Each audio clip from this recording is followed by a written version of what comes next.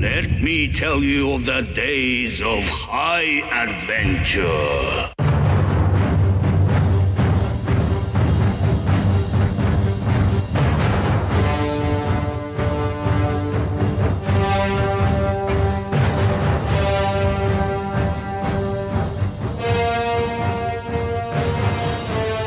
Hi, I'm Mike. And I'm Kevin.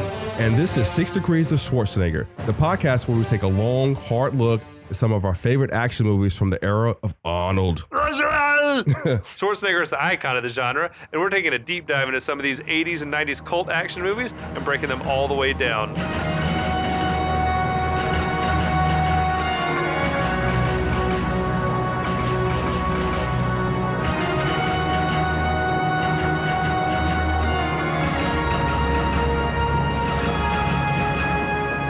All right, everybody, welcome back to part 2 of our breakdown of Terminator. We are joined again by my brother-in-law, Kevin Egan. Welcome, What's up, Kevin. Yeah, excited to talk about more Cyberdyne dick. And Terminator he's actually dicks. joining us all the way from Philadelphia. I forgot to mention it the last time. So we're grateful for him for being here.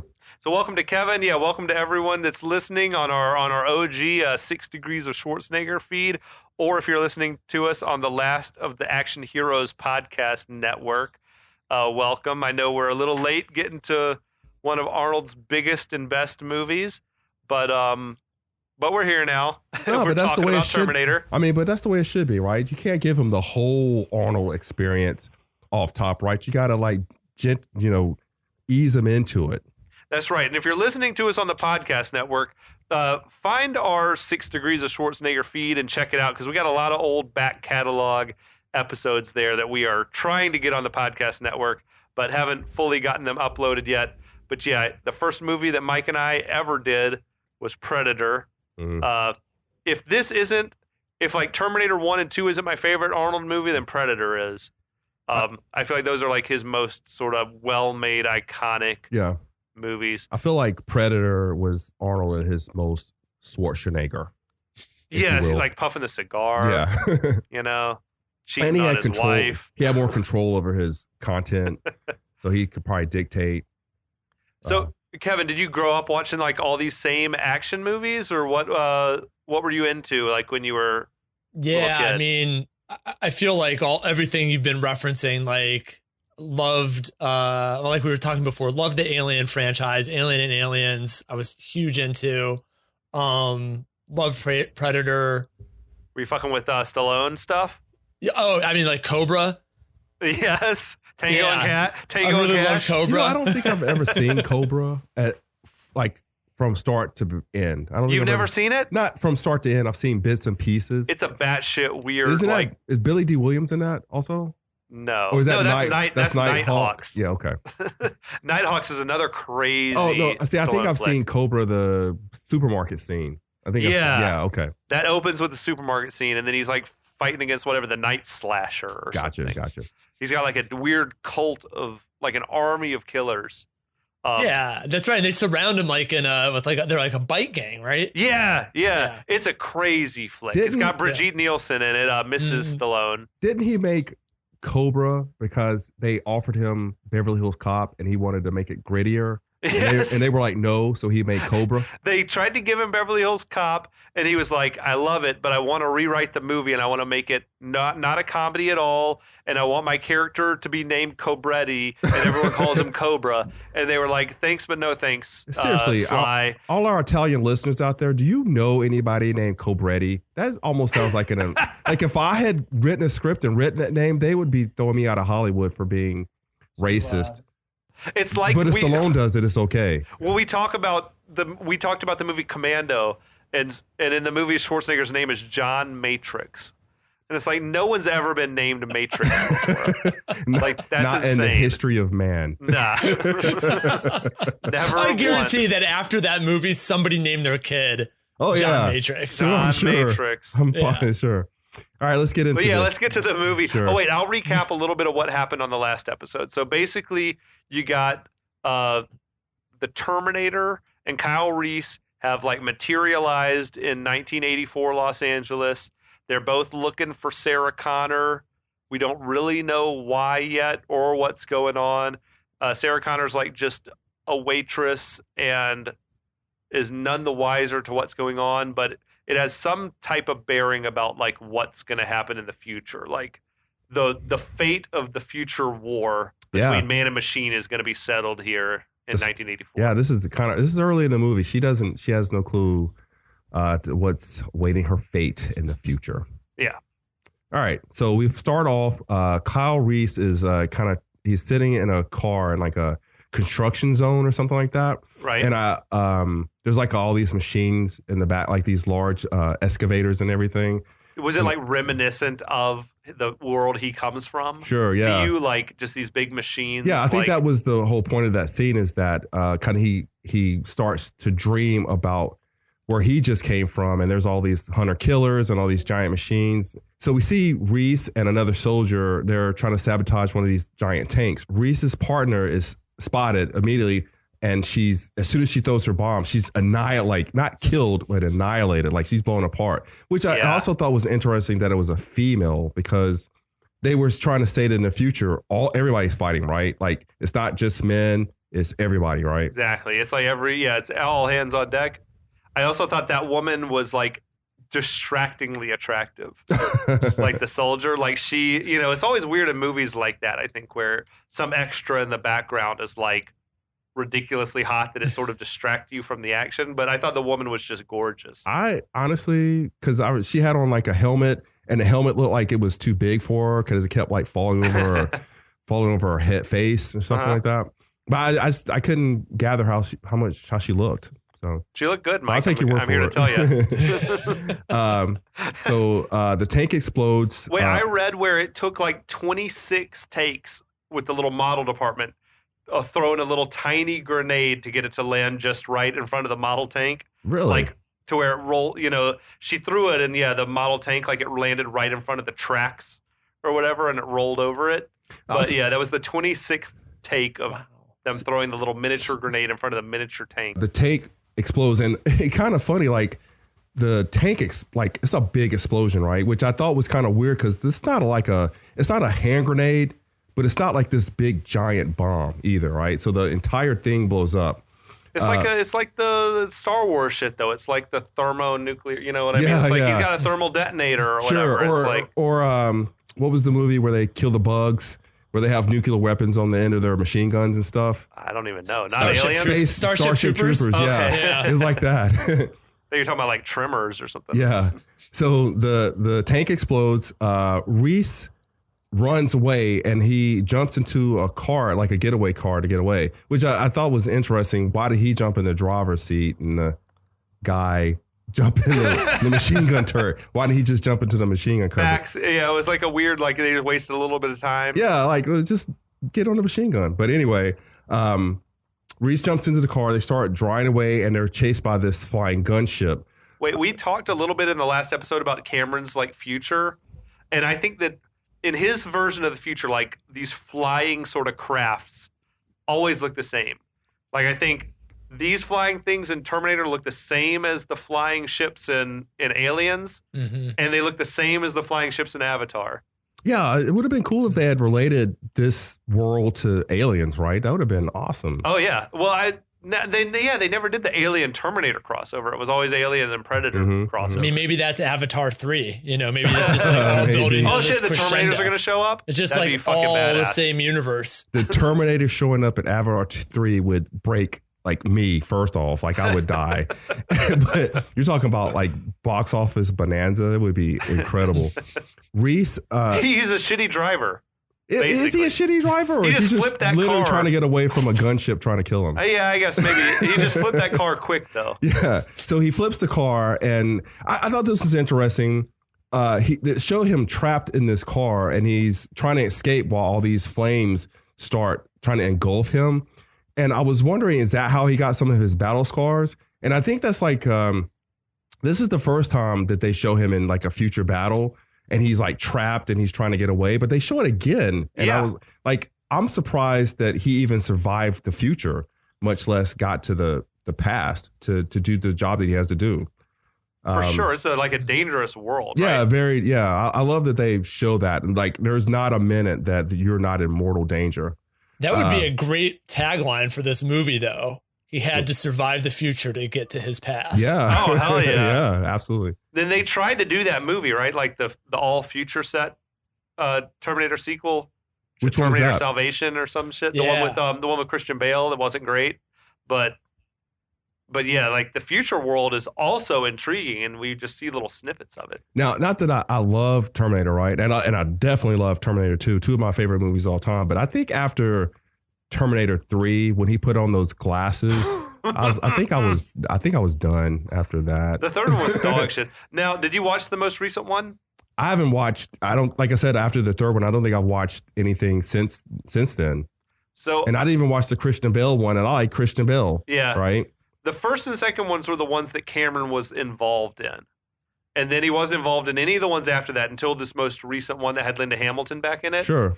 And I think they did that thing where they tried to go back and say, like, 1, 2, and this one are the only ones that are, like, official. Sure. That's canon. Everything else That's not canon. Right, Yeah, exactly. but don't they even The kill... newer one was okay. It wasn't great, but it also wasn't bad. But don't they kill John Connor in the latest one with Hamilton? They show like a younged up like Eddie Furlong getting mowed down by Schwarzenegger, like they caught up with him in Mexico or some shit. Sure, yeah, I just don't understand how they keep changing the future. Like, I know time travel movies are always tricky at best, but I think Back to the Future did a great job, right? Yeah. So stick with that. Like, just keep it simple, right? Don't try to make 16 time travel movies like where it's all these different megaverses out there. I after the point you can't follow anything. Like the plot on this one, I feel like is airtight, and on the this second one here? is pretty tight also. I mean, but it then follows after the that, first it just one. is like too much. Yeah, you can't keep going back. Like I think I saw somewhere they were like, well, why don't they just send them back to like When Sarah was like a little kid, or not even that, like send her back to Sarah's like great grandparents when they definitely wouldn't have had weapons to stop the Terminator and kill her back then. They Kill like the explain it a great-grandparent. little bit, right? Because they say like that all the records were lost in the war, so all they knew about Sarah was that she lived in Los Angeles. So they couldn't have in 1984. They couldn't their have name was found that Sarah information. Connor. Sure. So they wouldn't maybe have known anything before anything but where she was in 1984. Sure, and that's what they call great screenwriting people. Yeah. No, James Cameron is a fucking genius. Although what he could have done was send the Terminator back to find out who Sarah Connors was, and then just have him hang out for another couple generations, and then tell the future Terminator to go back even further. We're completely rewriting this whole film. Oh, but first of all, we got to get out of the construction site, right? Oh, shit. Yeah. Okay. Sorry. So Kyle Reese wakes up in this construction site and he just drives off into the night, right? But I thought it was really cool that they have all these giant machines that mirror the machines in the future. So meanwhile... Oh, wait. Kyle drives off. No fucking headlights. The beginning of like a tradition for Kyle Reese. This dude never puts his headlights on. So let's see. Meanwhile, Sarah and her roommate, Ginger, played by Bess Motta. And I got something to say about Bess Motta here in a second. Kevin Egan, do you know Bess Motta by any chance? Mm-mm. Okay. So they are both getting ready for a date in like this cramped bedroom. And I think Ginger has on some headphones and everything. And Sarah was wearing a Jetsons t-shirt. I was going to say that same thing. That had to be on purpose, right? That she was wearing like this futuristic t-shirt. Exactly. Yeah. No accidents. Yeah. For sure. So but tell us about Bess Motta, though. Sure. So again, I'm an elder statesman on this show. So back in the day, there was this show called the 20-Minute Workout. I don't know if anybody's ever heard of it before, but Bess Motta was like this aerobics teacher on there. But this was like real aerobics videos? It was Jane Fonda real aerobics video, right? It wasn't like a series. It was like... Well, it was a series, but it was like real aerobics, right? But it was probably one of the most sexualized... I think it came on Showtime. Oh, shit. At like night. She wasn't topless. Though. Yeah, she wasn't topless. But they would put like these aerobics teachers in like the middle of this room, and they would put like this spinning camera around them. And so these aerobics teachers would be doing all these moves and they would be bending over and just doing splits. And let's just say it was a 12-year-old's best dream ever, right? So I won't get into any further detail, but if you have a moment, go look up 20-minute workout. It was Bess Motta. Ginger was a sex kitten for real. She was, yeah. Yeah. Anyway, okay. Sorry, I'm a little right now. So yeah, as Ginger jams out to this loud music on her headphone, Sarah answers the phone. Then it turns out to be Rick Rosovic, which is Ginger's boyfriend. He's kind of being really seductive on the phone. He's saying, first I'm going to rip off your buttons off your blouse one by one. Rosovic is amazing. Yeah. I love that dude, man. He was in from Top Gun. He was Slider. He was in Navy SEALs also. But he was also in a great Steve Martin movie. What was the name of that movie? With Daryl Hannah. It's based on the long nose. Yeah, based on Cyrano de Bergerac. Oh shit. Yeah, I don't know the name. I think it was called Roxanne. Yeah, that was the name. That was it. Okay. Roxanne. So he was in that movie, and to me, that's like his best movie. No, there's no way it's better than Top Gun, man. Well, I think in Top Gun he was just like male meat, right? And Roxanne, he actually acted. Like Crash and Burn, Hamab. Yeah, no, and Roxanne, he actually acted, right? So okay. I bet he would say that. But so Sarah's the one that answers the phone while Rick Rosovic is saying all the stuff, and she's kind of playing with him, right? And she kind of leads him on, and who is this? Yeah, she's like, who is this? And Rick is like super apologetic, and I think his name is Matt in the movie. Yeah, he's like super apologetic, and he's like, oh my God, I'm so embarrassed, I'm so sorry. And he's like, don't worry, I'll put Ginger on the phone. And which, when Ginger gets on the phone, she still has her headphones on when she gets on the phone. I don't think she takes them off maybe once or twice in the whole film. And Matt went right back to that same shit.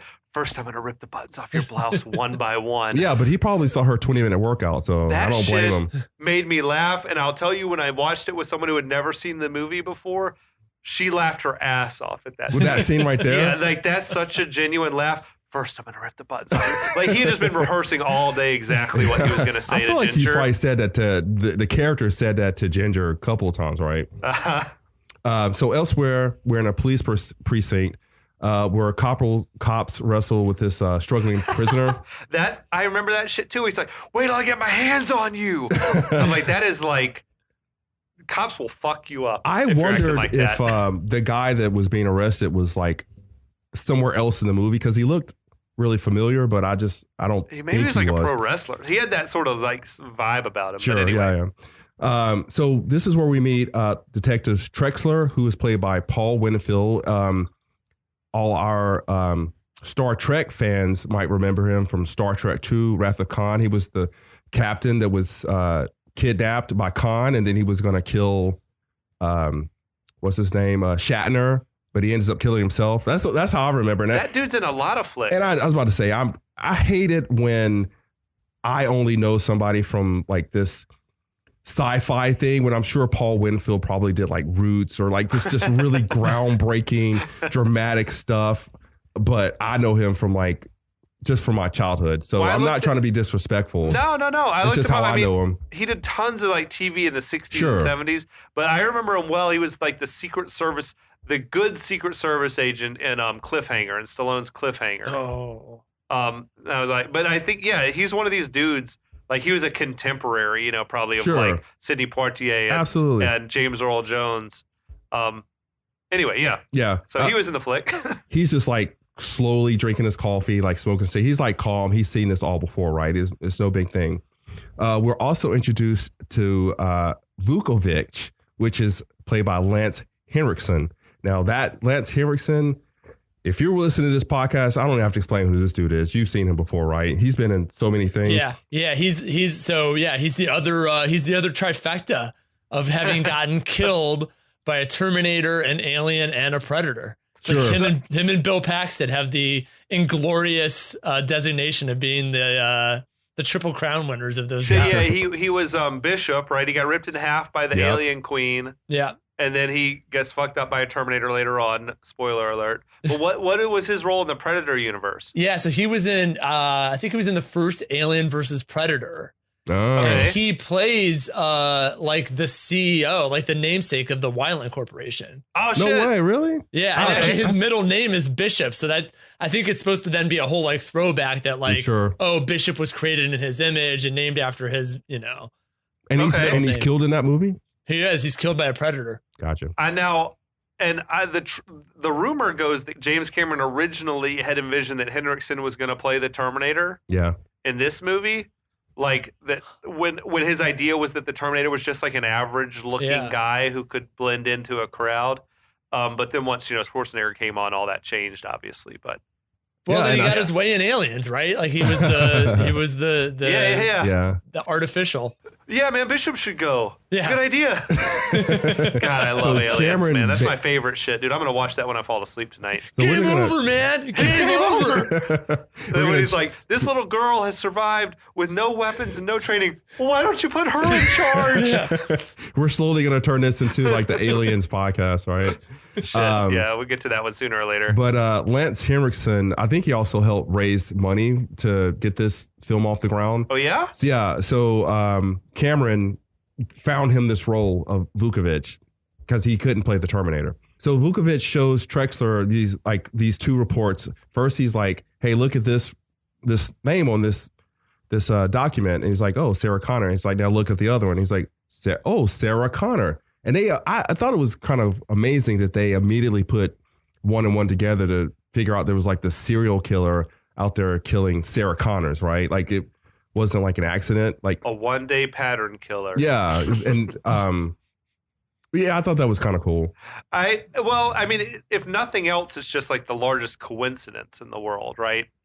Like they're worried that like the press is going to go crazy Sure. with the story, and that's going to just make their life hell, I guess. I Yeah. hate the weird ones. Like I feel like Vukovic says that same line like 3 or 4 times in the movie. I hate the weird ones. Yeah, but they jump right into it, right? Like automatically assuming that there was like this pattern in these killings. And I just don't know how police work goes, but I thought that was kind of quick. But there's a lot of stuff like that in this movie. Oh, I mean, if nothing else, it's like shit. We got to look into this. Sure, right? absolutely. Yeah.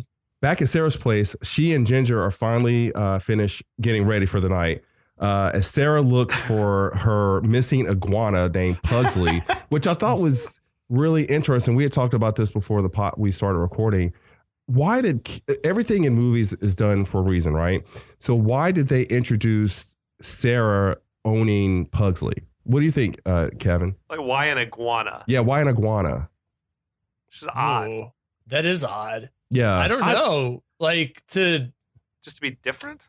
yeah, it's like you say like I to don't make know. her quirky and like maybe I don't want to say like humanize her, but to be like, well, she's got a pet, but not just any kind of pet. Exactly. I thought they Iguana. tried to do that to make her look a little like off kilter or something like Yeah. that. But they also wanted to make her motherly, so they gave her an Yeah. iguana. It was just so weird. That is out a of weird choice. Like who hasn't? Well, I'm sure there are a lot of people who have iguanas as pets, especially Maybe in people California. especially people listening to this podcast.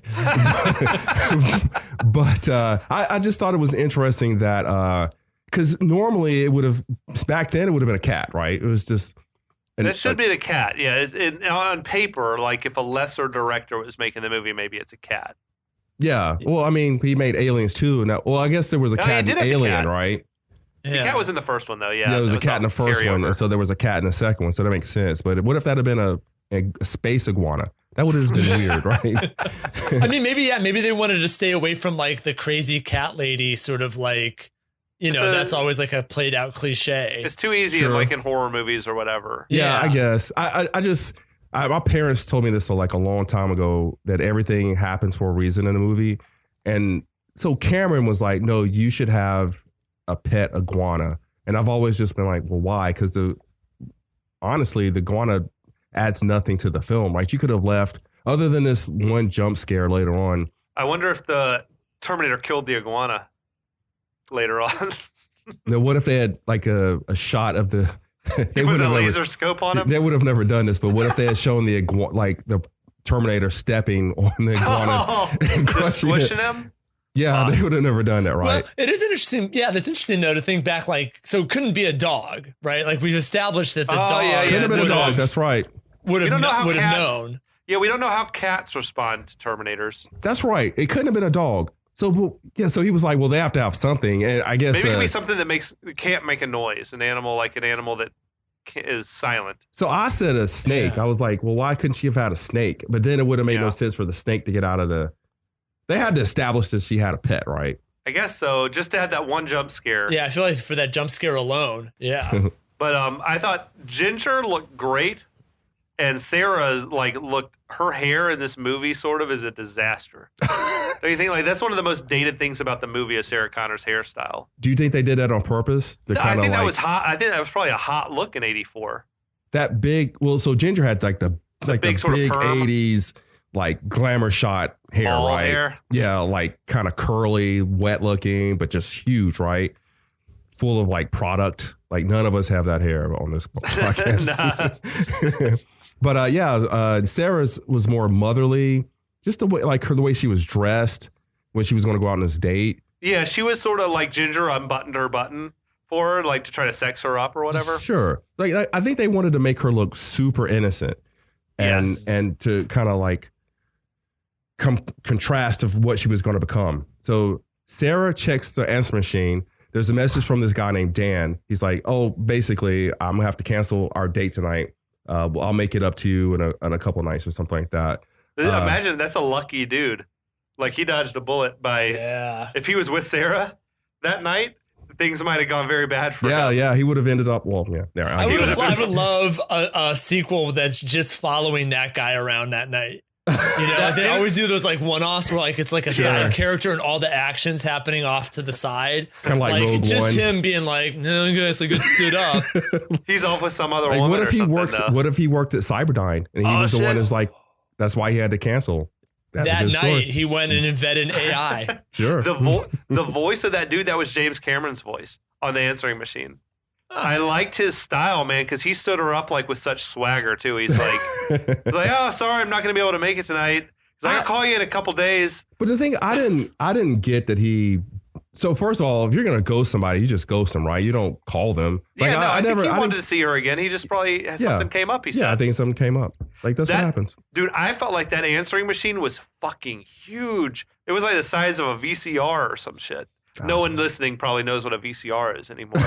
Actually, our audience probably knows about VCRs. I actually own a VCR. Kids today don't know about VCRs, but do you think did Sarah and Dan ever talk again? The dude on the phone? No, never, ever, because she was her life changed a lot. Yeah, she has no memory of that guy. Yeah, exactly. She's like, she probably would have been like, she would have called, like Dan called back a few days later, and she's like, yeah, I'm pregnant. Now, see, if you're gonna introduce that character, introduce him in T2, like as somebody that's killed along the way or something, or somebody that gets her out of her prison, or her psych ward or something like that. Well, yeah, that because she gets institutionalized, and we don't know how quickly after this, right? It must have been some years later that she had John for several years, I think. Yeah, John was. Oh, that's true. That's right. That's right. So we cut to Sarah. Now she's undressed, basically, not nude, but she's dressed. She's dressed down to like her just like street clothes and everything. And she says she's going to go out and catch a movie, which she doesn't do, right? Maybe she did before dinner. I don't know, but I like her style. Like I love treating myself to a movie. Who goes to dinner and a movie in LA by themselves? Like on a Friday night? That does not happen. I like to go to a movie by myself, but I'll go like on a Wednesday afternoon. Yeah, I'll go like I don't try to go out on a weekend night. And I wear sunglasses so nobody knows it's me. I'll stay at home and cry on weekend nights. So Sarah's dressed down and she's going to head out to catch a movie. I thought this was really interesting. The outfit that she wears, which should be like a Halloween costume, is pretty much the outfit she wears for the rest of the movie, right? Because it's like a pink tie-dye and jeans. It's a pink tie-dye, it's jeans, and it's like a purple jacket, right? Was that like a members-only type jacket? It was something like, it looked like that. I'm not sure, but I know that she wears that basically for the rest of the doubt. movie. So she's like probably smelling kind of gamey by the end, too. A lot of running around. So as she walks out the door, she's startled by Ginger's boyfriend, Matt. And you could tell that there's like this rapport between the two. Like Matt gives her like a kiss on the cheek and she's totally cool with it. But I think basically what Cameron was trying to establish is that she truly loves Ginger and Matt friends, right? She's probably been Ginger's like roommate for a while, Sure, I guess. sure. And Matt showed up, he was like fucking ready to plow, man. He kind of Like was. I mean, if Beth, well, anyway, I'm married. Yeah, dude. Whatever her name was, Motta. They never left that apartment again. I'll tell you that. Never, Never, right, ever, like ever, literally ever. never. Actually, literally, yeah. Sarah heads to the parking lot to jump on her Vespa, her Transformers Vespa. But there's like this weird like sixth sense that she has, and she kind of looks around nervously to see what's going on, but she doesn't really see anything. So she takes off in her scooter, and then they show a shot of Kyle Reese. He's sitting in this busted up Cadillac, I believe, and he takes after her. No headlights again. I'm just saying it would not. How long do you think you could cruise around a major populated city with no headlights before you got pulled over? Like if you're just cruising, an hour or less? So they're out there looking for the shitty pants bandit. So they're occupied and they're not worried about. They're getting an all points bulletin out on the hobo band. They're not worried about some rando in a car with no headlights. They're not worried about the dude who like killed the gun shop owner. Yeah, they're apparently not. Or punched right through the punk. No, apparently they're searching for the pants bandit. They're searching for that and the Sarah Connor killer, right? So those are the two biggest news stories. So at the police precinct, Trexler fends off questions from a gang of reporters. One of them who mentions that, hey, these names are in the same order in the phone book. Is that like a thing? Trexler washes down some aspirin with like some cold coffee. Is that the shit where he's like, yeah, I put a cigarette out in that coffee? Yeah, because he's just like Vukovic is just now messing with him. Trexler starts giving Vukovic a bunch of shit, right? He's like, did you call her? Did you send out like a car to her house? And Vukovic is like, yeah, I did all that. And Trexler's like, well, do it again, right? Just make sure we get to her. I love the dynamic between Trexler and Vukovic. Oh yeah, they're friends, right? They've been partners for forever. They're good friends, right? They have like a good rapport though, good chemistry between the actors. Sure, and it shows up later. I hate when I do that, but this movie is all about the future, right? So whatever. So Vukovic calls and gets the answer machine. Ginger and Matt, or I'm not going to say this. That shit with the machine was also like very, whatever, like foreboding or foreshadowing, where it's like, haha, you're talking to a machine. Yeah, they say that a lot, right? They're like, and you're talking to nothing. Cameron is such a good writer. Like nothing is an accident. Sure. Yeah, I definitely remember that. So Ginger and Matt are getting busy in the bedroom, right? And Ginger still has on her headphones, right? Well, they might have lived if they had answered the phone. Don't you think? Yeah, maybe. Like if they said, "Hey, you're in danger," but also, get out of there. No, wait. The boyfriend would have been like, "We can bone one more time." He was definitely like, I got it in me. 30 seconds, we're good. What I thought was really interesting is it wasn't Ginger that cut the headphones on; it was Matt that cut them on, right? Crank that volume. Yeah, up. he was the one who's like cut them on while she's dancing. He was like, "You just concentrate on your music while I'm taking care of this." So Trexler and Vukovic are frustrated at this point. They're talking about what the media is going to say. They're saying it's going to be a phone book killer. They hate all these press cases. I hate the weird ones. Especially the weird ones. So Trexler, he's like, okay, I'm going to be smart about this. I'm actually going to use the press to get a message out there to Sarah Connor. Maybe I can, if I give a statement to the press, then maybe Sarah Connor will hear that and then she'll call in, which is smart police work, right? Right. He's like, how do I look? And he's like, you look like shit. Oh, yeah. He's like, yeah. your mama. Which I feel like could have been like one of the original your mama jokes. It establishes their rapport, right? So Sarah's eating a pizza in a bar. This is after she'd already gone to this could have been after the movie, don't you think? Yeah, she didn't go to the movie. I think. You don't think she blew up the movie? That's too much. That's too much time that would have had to have passed by, I guess. But what time would it be that the news was on? So they were getting ready. It could have been like the 10 or 11 o'clock news after the movie. So let's say they were getting ready to go to dinner, right? So they're getting ready at 7, which would have made dinner like 8. But that didn't happen. So now she goes to a movie at 8. Yeah, and which now would have she's made like catching the 11 o'clock news. So she's having dinner at like 10. That's a late ass dinner. Yeah, she's eating pizza at the bar or whatever. Sure. So now she's having dinner at a bar. And she, out of the corner, she hears the news talking about the murder of the second Sarah Connor, which we never see. That's odd that they didn't show it, just because, whatever. Like any chance to show a kill on screen seems like something they would want to do. But well, there's already at this point enough deaths, but I don't think that they needed to kill. I don't think they needed to show the second Sarah Connor being killed to establish that the Terminator's out there killing all these people. And I at this point, we have to know that the Terminator's the bad guy, right? Like, well, we know Schwarzenegger's bad. Yeah. We know the big dude's bad. I think we could also think that this Kyle Reese is bad too. The other dude, the littler guy. I guess the movie has established that Arnold Schwarzenegger is the bad guy. He's the Terminator. But it seems like they're trying to establish that Kyle Reese is also the bad guy. He's scary, right? Yeah. Or they're at least trying to establish that to Sarah, which I think is interesting because normally you would want the audience to be in on that joke also, right? Because I feel like the audience is like, no, go with this guy, right? Go with Kyle Reese. We think he's a good guy, right? But she doesn't know that. So I thought that was like an interesting take from Cameron on how to do that.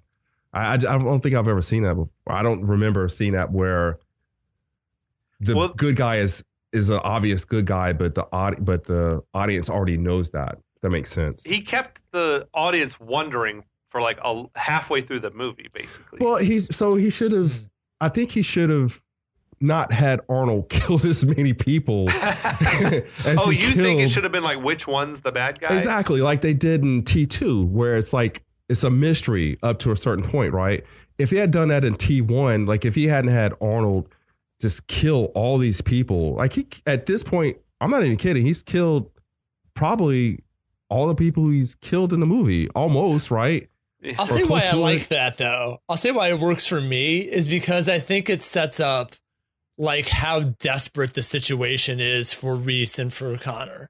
Like this dude is such a badass. Sure. Punching through people's chests, buying up weapons like they're candy, just, not indiscriminately, but like efficiently killing whatever gets in his way.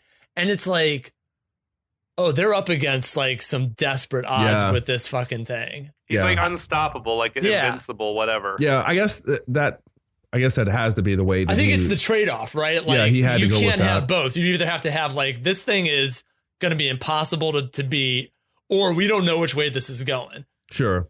Yeah, I guess having seen the movie like, I don't know, a handful of times and knowing that Kyle Reese is the good guy, it kind of doesn't make sense in hindsight, but it would have made sense in the moment, right?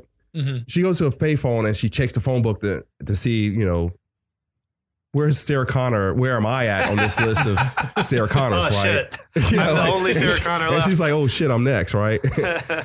Facts. So she tries to make a phone call. I thought this was interesting. She tries you to would make be a scared phone in call. that same situation, right? Like, if I saw like I was the third Michael Payne and the other two Michael Paynes had just been killed by this rando. Even if this was just a straightforward horror movie, it's a good premise. Yeah. For like, even if it wasn't sci-fi and whatever, if they're just like, oh, someone's killing people with the same name as me and like I'm the only one left, like that's a great premise. Yeah, and she already had like that sixth sense, so she kind of had like a feeling that was something going on. Yeah. This is the second time she heard it, right? That's why she's so scared.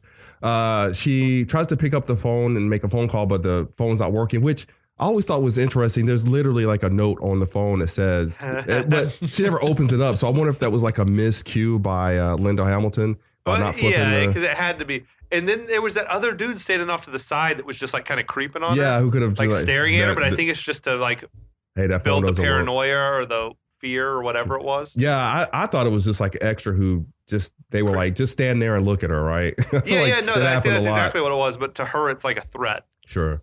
So she leaves the restaurant. She walks out into the street, and this is where she first sees Kyle Reese, right? And Kyle Reese starts to follow her, and now she's really freaked out, right? Because she already knows that these two Sarah Connors have been killed, and now this guy is following her. She doesn't know what's going on. And again, this is where I said I think that would have been scarier if we didn't know also. But well, but I think, like I said, I watched it with someone who thought that Kyle Reese was just thought there were two bad guys, like two killers looking for her. So yeah, she was freaked out by both of them. Like, it doesn't have to be that one is good and one is bad. They could both be bad. So she notices Reese, And then she walks into this club, which is the perfect name for this movie, called Tech Noir. Like, there couldn't have been a better name for a nightclub, right? I think James Cameron, like he said in an interview, that he thought of Tech Noir as like the genre of the movie. Sure. That this was. It was like a dark technology movie, basically. Just throw some French name on it, and it sounds cool, right? So she walks like Blade into Runner would be a Tech Noir. Exactly. Yeah. Totally. So she ducks into the club. She sees Reese. I don't know if she sees him, but Reese walks by, right? Because he knows what he's doing. Sarah asked the lady working at the box office if she can go use the phone, or if there's a phone there and she can use the phone. And the lady's Sarah's obviously distressed, right? And the lady makes her pay $4.50 cover to get into the club to use the phone, which is an annoying amount for the cover charge to be. Like, just make it $5.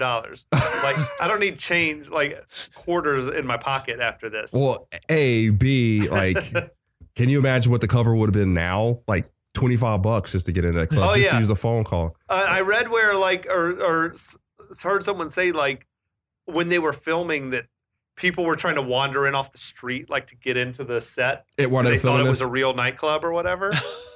That's pretty cool. That song, though, is like burned in my brain also that was playing. It was this like new age sort of song called Photo Play by the band Tryanglz. Is it the same song that they play when Terminator? Is it the same song that they play when the Terminator? Dude, I have that exact note. In my mind, it sounds exactly like the same song, but it's two different songs by the same band, but they sound fucking exactly the same. But that's Tryanglz. Tryanglz. Some Tryanglz. LA band that never made it, but they had like a hit song in this one movie, hit right? wonder or whatever, or they could get the rights to the songs for cheap for this movie. Sure, yeah. I mean, for $6.8 million, they were like, "Hey, can you play a music instrument? Come play some music." And they really leveled up then with T2 with Guns N' Roses. Yeah. Triangles to Guns N' Roses.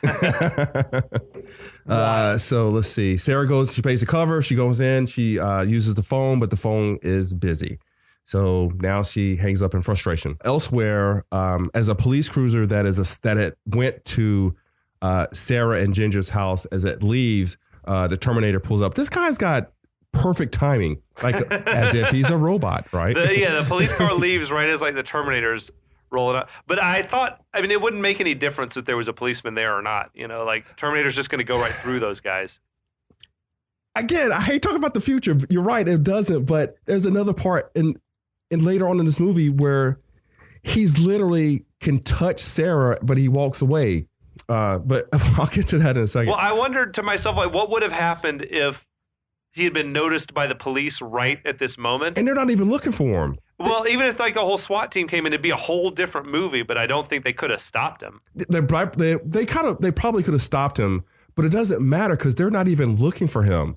I mean, not that he knows that, but he shouldn't even care. But they're looking for a creeper to come to Sarah's place, so they would catch on, I guess. But the Terminator doesn't care. He doesn't care. That's right. He doesn't care who sees him or doesn't. He doesn't care who sees him. He doesn't care who's there to stop him. His goal is to go kill Sarah Connor. So if there were cops there, they would have been just like the big burly guy in the at the phone booth, right? Just something else to get out of my way to go kill Sarah. Now, they never established that he knows that the police are some kind of authority in this world. So I don't know. He should have just walked in while the cops were there. But so Ginger pulls on her headphones because they've finished coitus. And all that fucking. I imagine that's what it said in the script. No, she's hungry, man. She's got she worked up an appetite. Hey, seriously, you got to appreciate a woman that makes you a sandwich and a glass of milk after sex, right? That's real talk right there. She fucked the hell out of Matt. Yeah, he was like passed out. They didn't do like the cigarette, after sex. Nah, man. But he was out, right? He was out cold. So she goes and she makes him a sandwich and a glass of milk. I'm sure she made it for both of them, but that was really sweet of her. In walks the Terminator. He pushes the sliding glass door open. Now, I wonder, so Rick Rosovic, Matt, wakes up, right? And he sees the Terminator and he's like, oh shit, there's a person breaking into the room. Now, I wonder if Matt had never gotten up, would the Terminator have tried to, kill him or detain him? No, he like sort of comes and stands over him and like he wakes up right as the Terminator's about to like punch right through his head. Yeah, but why? Like, so getting back to the Terminator his only objective should have been Sarah. That's true. Why would he have gone after Matt? Matt? He should have like snuck right past him. He should have just walked right past him, right? Except I guess he could get in the way if he didn't kill him. Yeah, I guess. But anyway, so he punches through the pillow. And so Matt and the Terminator get into this big fight. And I was actually impressed that Matt held his own with quotations against the Terminator because he gets fucked up, right? I love when he grabs that lamp and he's like, don't make me bust you up, man. Like he's going to take him on. Yeah, he's thinking this is just a regular guy, right? So and especially for holding out like that long after, like during the refractory period. The dude just had sex. He still goes like toe to toe for like a few seconds. Like MVP. He should have been spent, right? Really, he is an unsung hero of this movie. He's ready to fight the Terminator like wearing some bikini briefs. Yeah, exactly. He just got used up and spit out by old 20-minute video herself. He's dehydrated as hell. Like he's waiting for that. That says a lot about Ginger, right? That she could put a guy like that out, right? Yeah. But so Ginger's still in the kitchen. She's making the sandwich and she's got her headphones on, which, I mean, we're talking now she's got to have like ear damage, hearing loss, right? Because they have to be so loud for her not to hear this giant fight going on in the bedroom. Those are not like noise canceling like they were the old school like Marty McFly headphones, you know, the like little foam whatever. You could hear everything. Look, I don't know how you listen to Tryanglz, but I listen to them at max volume. I forgot to mention that while Ginger starts to make the sandwiches, Pugsley jumps off the top of the refrigerator and scares her. She says something about like how she would turn Pugsley into a leather belt. And again, we were talking about this. Like, I think the only reason that Pugsley was in this movie was for that scene right there to have that little scare, to have that little jump scare. But so anyway, she's walking back to the room. The Terminator throws Matt through the door. She is startled, and then she drops her plate of food, her milk. That plate was piled high. She had made like a hero sandwich. Exactly. It's like a Dagwood. A giant and like a 32-ounce glass of milk. That is not like the preferred post-sex drink. I need a big glass of milk. Nah, you know, like Gatorade, right? Yeah, exactly. Yeah, but so she drops her plate. She drops the milk. She's startled by the Terminator who busts out the room after seeing Matt on the floor, and Matt got jacked up, right? Yeah, he was dead, clearly. Yeah, he was totally dead. Yeah. I wasn't sure if he was dead, but he might as well have been dead because he's talking like years in the hospital. But so the Terminator walks out. He pulls out his gun with the laser sight. See, she tries to run away. She does. So she's like nobody else does that except for her, right? But she turns to run away, and this is perfect about the Terminator. He just shoots her in the back like 6 or 7 times, cold-blooded, right? He sends her like she goes airborne when he shoots her too, like flying through the air. Yeah. So I'm not saying that I don't feel bad for the other Sarah Connors that were killed in the movie, but Ginger truly did not deserve it, right? She was for sure the most innocent of the people that were killed, right? The other people, you just shouldn't have been named Sarah Connor. I'm surprised that he killed her without like knowing that it was her. I guess he just thought it was her. Again, he just kills whatever, right? He doesn't care. Yeah. So the phone rings, and as the Terminator turns around, it's Sarah on the phone, right? And she's talking on the answer machine there. That's bad timing.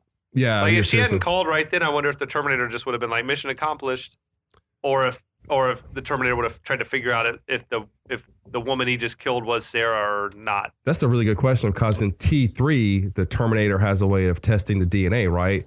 But he didn't really have that. I guess he would have had to have killed her and then just snoop around and, see if the face matches the license or something like that. That begs an interesting question, not to go down the time like travel loophole again. But what happens if the Terminator is successful in 1984 at killing Sarah Connor? That changes the future. Does he cease to exist? Does something change? Does something click where it knows that it's done that? Because then its future that sent him back is going to be different. Or is that the next? Or I don't know how this shit works. He could have become the T1000, right? Because he's a T100, right? He's a T800. He's a T800. So what's the liquid metal? He's a T1000. So he could have become the T1000 because now they don't have like the resistance holding them back for their technology, right? Maybe. Or I don't know what would have happened. Is this like the first time ever that... No, it couldn't be the first time ever because John Connor has to have existed already in their future, first time right? Ever for what? What do you mean? That this whole thing has played out. Like that Reese has come back and fucked Sarah, essentially. Like to make John Connor exist. It's one of the every time travel movie has the same issue, right? Yeah, there's always this little is catch. it always meant to play out this way? Like this is the only way it could possibly happen? Or are they literally changing the future? Is it possible to change the future? It's always I just would have been interested to know if like it had known that it failed in that moment because it would have expected to cease to exist, or that something would have like fundamentally changed. Like it knew it didn't succeed because it was still there. Yeah, or something like that. I don't know. I wonder. I get the feeling that it wouldn't because, and I'm not sure. I don't think Reese has explained this yet, but as soon as they send everybody through the time loop or the time hole, and they blew it up, right? So it's stuck there, yeah. Yeah, he would have killed Sarah, and then he just would have been stuck there as a Terminator, right? But then what do? You just break down? Because then if he just broke down, then they still would have found the parts of the Terminator to do what they did with Cyberdyne. There's it's a rabbit hole for sure. This is taking it real deep, but in the original, like in the actual script to the movie, like whatever James Cameron wrote, there was this whole thing where the Terminator was under the impression that Sarah Connor had broken her leg at some point and had screws in her leg to like put the bone back together. So each Sarah Connor that he killed, he had also cut her leg open. Oh God! To look for these screws in the bone. Kind of awesome. So, so in theory, he would have cut Ginger open and there would not have been screws there. And then he would know that this was not Sarah Connor. Sure. But then also, I think in that version of the script, it winds up that like later in the movie where Sarah breaks her leg, that's why she had the screws in her leg. It is something that hadn't happened yet. Yeah. But in that version of the script, I guess, the Terminator, that was his way of knowing for sure whether he had killed the right Sarah Connor or not. Was he cut her? And that's how the police knew that this was like not too unrelated, not a coincidence, but the same person. Because both Sarah Connors had like had their legs then like filleted open. That's freaking wild. To check for the bone, whatever. Anyway, that's a deep cut for you deep Terminator fans. That's the thing about, like we were saying, like about time travel movies, like you can just go down a rabbit hole and you can go so deep into what if, like what would have happened. I think time travel movies happen if you don't look too much farther past the surface. Yeah. You know, but and everything makes sense at that point too. To me, it's the genius also of James Cameron that when he's writing a script, he thinks that far, that many different levels that I think then when they're making the movie, they're like, you know what? We don't need to think this hard about it. Like, because the audience isn't going to think as hard as you are thinking, James. Because they're just like moving along. Let's just keep it moving. He doesn't need to cut her leg open to know. Like, but again, they did it in T3 though, right? Like she killed somebody and then she tested DNA. So that would have been similar to the cutting the leg open, right? Verification of the death of Sarah Connor. So Sarah's on the phone and she's basically telling the Terminator where she is, right? Yes, I'm at this bar called Tech Noir. Why don't you come find me? Oops. So at the police precinct, Sarah has now gotten through to Trexler and Vukovic. She's really frustrated. She's like, listen, I've been on the phone all night trying to get through you guys. I've been put on hold. I've been transferred. Please don't hang up on me. And luckily she got through to Trexler, right? Because he's like, yeah, I'm not going to do any of that stuff like that. Tell me where you're at. I'll send a car down to come pick you up. And she lets him know where she is. And then she goes and sits down and basically waits for the police to come pick her up. I love Trexler being like, "Don't worry, you're safe. You're in a public place." Yeah. Like that's the genius of the movie. Yeah. Is that this conventional wisdom does not apply? Sure, they don't know what they're up against, right? Like, don't worry, you're safe. Just stay in the crowded club and you'll be fine. And it's like, no, that's not the case, Lieutenant Trexler. So Sarah takes a seat at one of these tables. I just want to say, this is the moment. I've seen this movie probably like fucking 100 times. And this is the first time I noticed that the song that's playing now is not the same song that was playing earlier. It's like, it's both Tryanglz and they sort of sound the same. But this song was like Burning in Love, or no, Burning in the Third Degree. And the other song was some other shit. But I'm just like, they sound fucking the same, which had me wondering, like, has this same song been playing for like half an hour? So I like Lin-Manuel Miranda, right? But you can argue that some of his songs sound familiar, right? Are you telling me he was in Tryanglz? I'm just saying that might have been where he got to start. That's all I'm saying. Okay, we see the Terminator enter Tech Noir. And again, I don't know how he got there that quick, right? But whatever. I mean, it's been like 20 minutes, I guess, 30 minutes. Yeah, it was real quick, right? The Terminator walks in, and the lady again who made Sarah Connor pay that $450 to get in is like, "Hey, that guy didn't pay." So a bouncer tries to stop him, and Arnold breaks his hand, I guess, right? Dude, imagine that shit. Yeah, how bad that would hurt. Sure.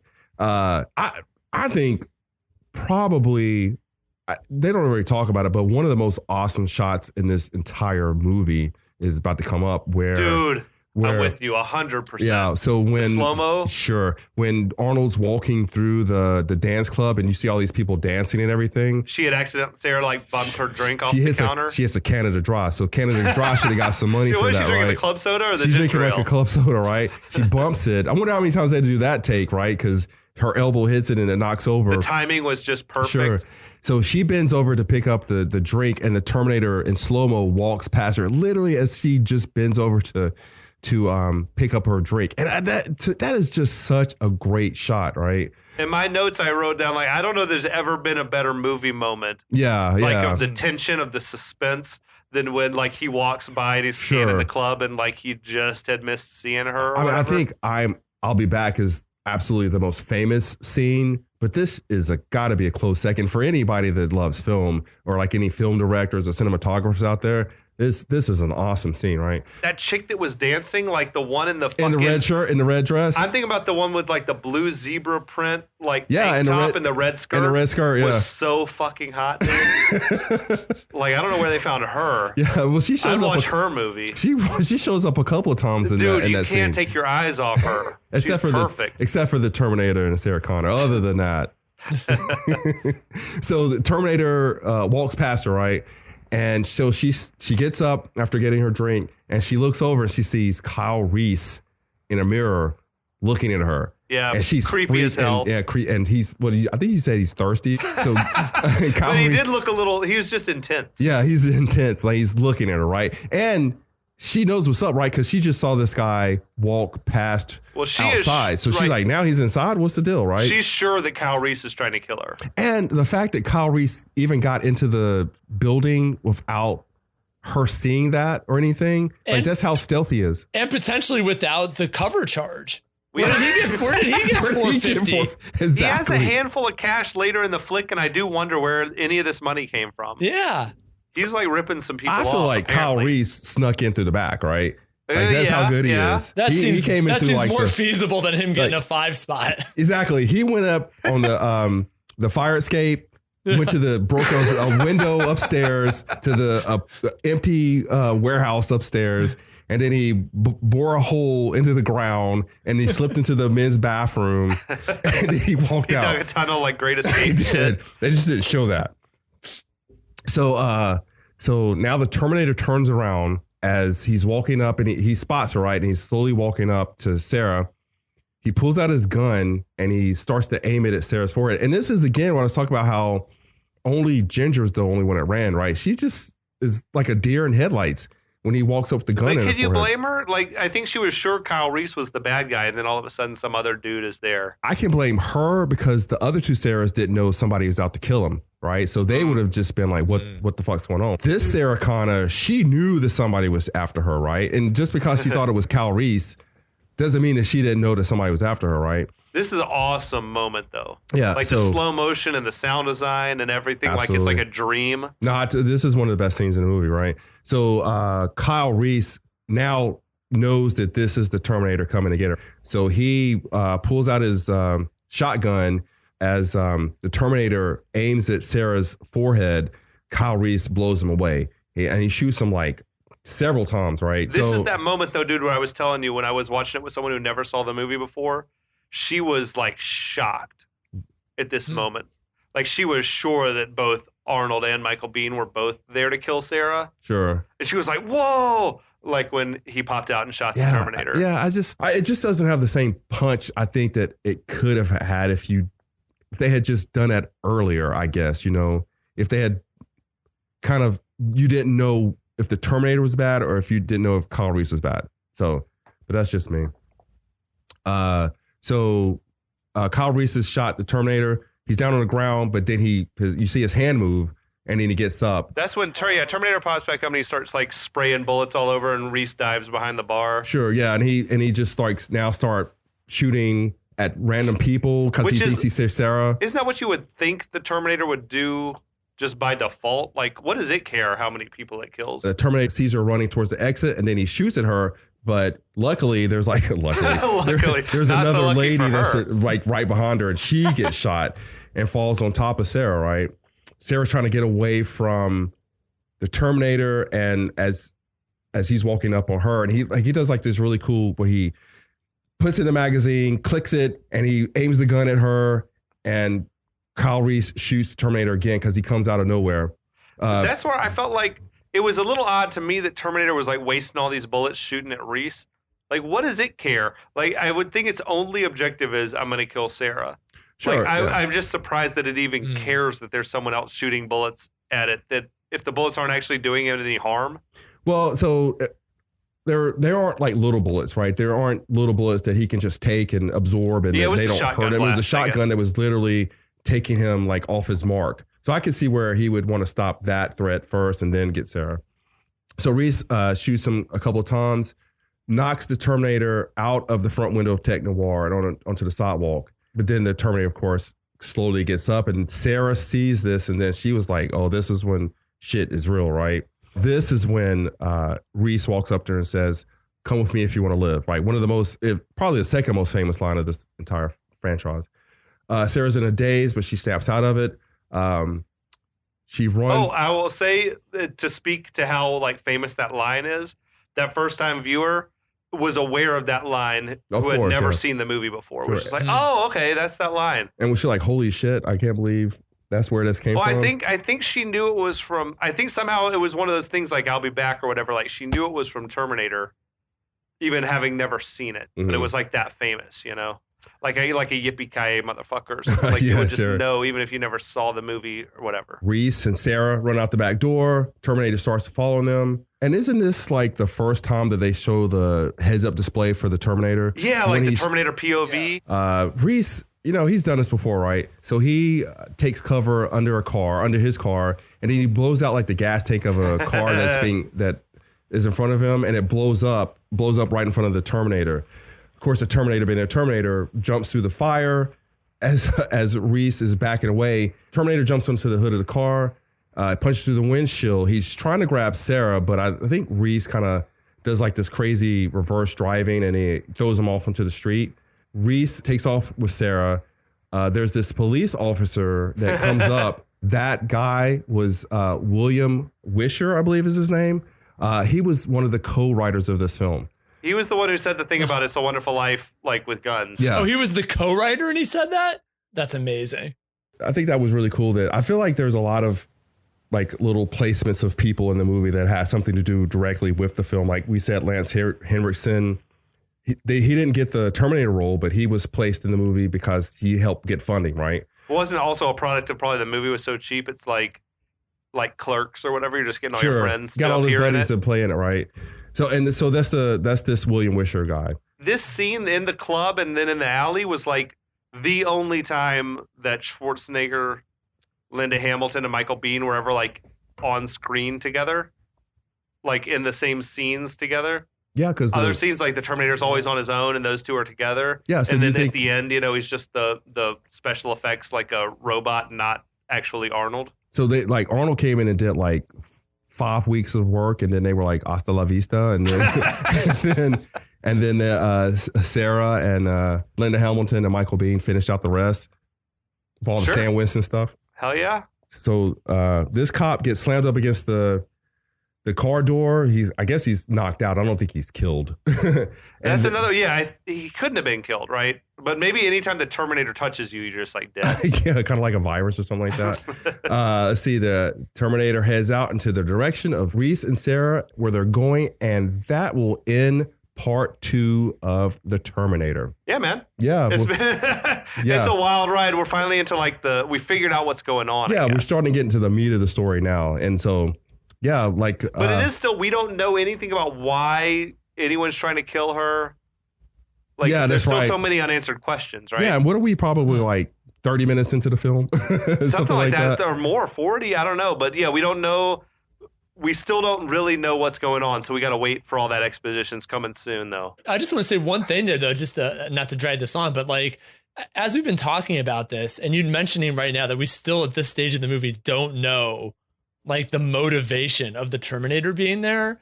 It just makes me think about like watching these movies after I've seen them so many times and just knowing the arc, trying to recapture when I first watched it and not having that knowledge. Sure. Like that's hard to recapture upon these rewatches, right? And I think it goes to like everything you were saying about like not quite knowing the who's good, who's bad, or they both sort of like what's happening here. It's hard to recapture like that not knowing.